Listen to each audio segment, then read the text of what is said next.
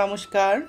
আজকে আমরা শুনব শ্রী শ্রী সারদা মায়ের অমৃত কথা, আদর্শ গৃহধর্ম ও মা সারদা দেবী।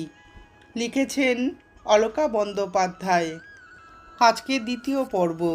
এর আগের ভিডিওতে আমরা জেনেছি শ্রী শ্রী মা আমাদের বলে গেছেন কিভাবে সংসার ধর্ম পালন করতে হয়।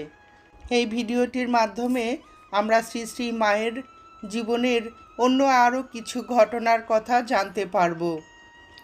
এবার আমরা শ্রী শ্রী মাকে তার ভাইদের সংসারে দেখব। এখানে লেখিকা সেই সংসারকে বিচিত্র সংসার বলছেন। সেই সংসারে আছেন অতি স্বার্থপর ভাইরা, আছেন বিকৃত মস্তিষ্ক ভ্রাতৃবধূ, ভক্তদের পরিচিত পাগলি মামি, আছে অবুঝ ভাইঝিরা, রাধু যাদের অন্যতম।